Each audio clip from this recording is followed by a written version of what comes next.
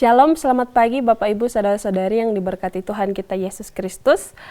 Berjumpa lagi dengan kami di program Bekal Pagi, Belajar Kebenaran Alkitab. Nah, pagi ini kita akan bersama-sama membaca pembacaan Alkitab kita, namun sebelum itu mari saya mengajak kita untuk bersatu dalam doa. Kita berdoa. Bapa di sorga, kami bersyukur bahwa Engkau selalu ada bersama dengan setiap kami dalam apapun yang kami lakukan. Dan pagi ini kami mau merenungkan kebenaran firman Tuhan, biarlah kiranya Engkau memberikan kami hati yang terfokus untuk kami dapat merenungkan kebenaran firman Tuhan ini. Terima kasih Tuhan Yesus, dalam nama-Mu kami berdoa, haleluya, amin. Bapak Ibu Saudara-saudari yang diberkati Tuhan, mari bersama-sama kita membuka pembacaan Alkitab kita yang terdapat di dalam Kejadian 50 ayatnya yang ke-20.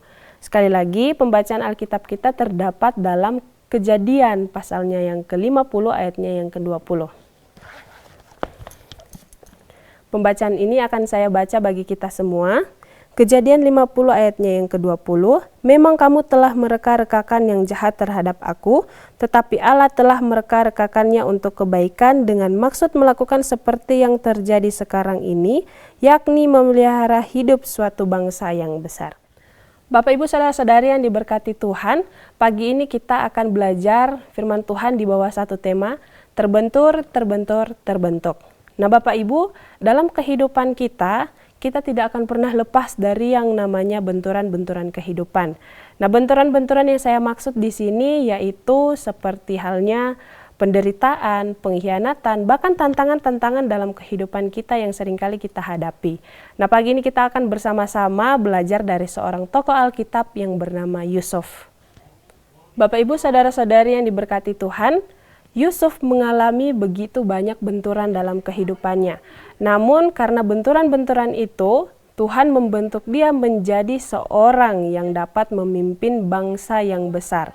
Oleh karena itu mari saya mengajak kita semua merenungkannya dalam beberapa poin. Poin yang pertama yaitu terbentur. Bapak Ibu, seperti yang telah kita ketahui, Yusuf merupakan salah satu tokoh Alkitab yang sangat luar biasa dalam kehidupannya.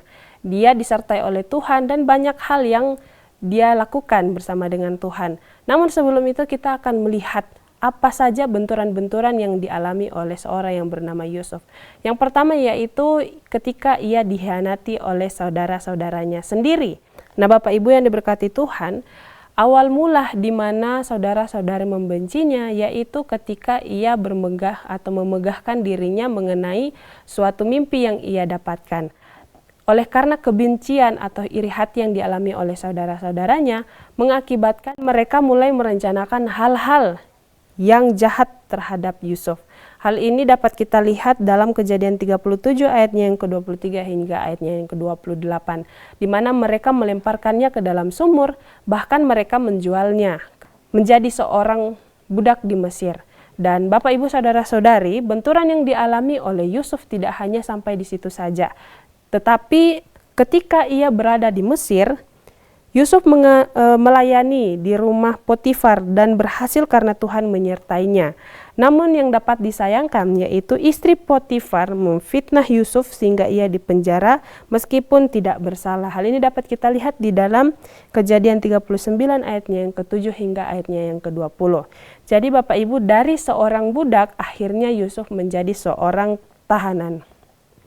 Bapak Ibu yang diberkati Tuhan, apa yang dapat kita pelajari dari benturan-benturan yang dialami oleh Yusuf? Kadangkala Tuhan mengizinkan kita mengalami benturan-benturan dalam kehidupan kita. Sama seperti yang dialami oleh Yusuf. Namun, Yusuf tetap setia dan ia tetap mempertahankan iman percayanya kepada Tuhan. Dan dalam kehidupan kita walaupun ada begitu banyak benturan, tetapi tetaplah kita belajar untuk setia, tetaplah kita belajar untuk mempertahankan iman percaya kita kepada Tuhan. Nah Bapak Ibu, kita masuk pada poin yang kedua yaitu terbentuk. ketika Yusuf di dalam penjara, ia menafsirkan mimpi seorang juru minum dan juru roti. Dan akhirnya ia dipanggil untuk menafsirkan mimpi Firaun sendiri.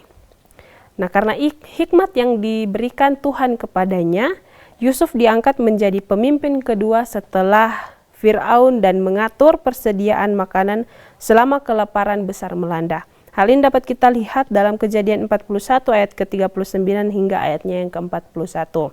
Akhirnya, Bapak Ibu Saudari, ia dipertemukan dengan saudara-saudaranya yang pada saat itu mengalami kelaparan hebat. Nah, Bapak Ibu yang diberkati Tuhan, ketika kita berada di posisi seorang yang bernama Yusuf, pasti kita akan merasakan di mana kita akan flashback kembali dengan kekecewaan yang pernah kita alami sebelumnya. Sama halnya dengan Yusuf ketika ia dipertemukan dengan saudara-saudaranya. Nah, Bapak Ibu yang berkati Tuhan, namun yang dapat kita perhatikan dari firman Tuhan ini, Yusuf tidaklah membalas dendam atas perbuatan yang dilakukan oleh saudara-saudaranya, tetapi ia memilih untuk memaafkan mereka. Oleh karena itu, ia berkata di dalam Kejadian 50 ayatnya yang ke-20, yaitu, memang kamu telah mereka-rekakan yang jahat terhadap aku, tetapi Allah telah mereka-rekakannya untuk kebaikan dengan maksud melakukan seperti yang terjadi sekarang ini, yakni memelihara hidup suatu bangsa yang besar. Nah, Bapak Ibu yang diberkati Tuhan, setiap benturan dalam kehidupan Yusuf bukanlah akhir dari kisahnya, tetapi justru awal dari rencana Tuhan untuk membentuknya menjadi seorang pemimpin yang besar. Nah, Bapak Ibu yang diberkati Tuhan kita Yesus Kristus, mungkin saat ini kita mengalami begitu banyak benturan, tantangan, dan penderitaan dalam kehidupan kita. Tetapi janganlah pernah berpikir untuk menyerah, tetapi tetaplah setia dan mempertahankan iman percaya kita kepada Tuhan. Yusuf mengalami banyak penderitaan, Bapak Ibu Saudara, tetapi akhirnya ia melihat bahwa semuanya itu adalah bagian dari rencana Tuhan. Oleh karena itu saya mengajak kita semua untuk tetap setia, karena Tuhan sedang membentuk kita untuk suatu yang lebih besar. Tidak apa-apa kalau seadanya ada begitu banyak benturan dalam kehidupan kita. Tetapi satu hal yang pasti, kita harus mempertahankan iman percaya kita dan kita tetap taat akan kebenaran firman Tuhan. Dan untuk mengakhiri firman Tuhan pada pagi hari ini, saya mengajak kita semua untuk bersatu dalam doa. Kita berdoa. Bapa di sorga, terima kasih untuk firman Tuhan pada pagi hari ini, dan biarlah kiranya Engkau meneruskannya dalam setiap hati para pendengar, bahkan hati hamba-Mu ini. Terima kasih Tuhan Yesus, di dalam nama-Mu kami berdoa, haleluya, amin.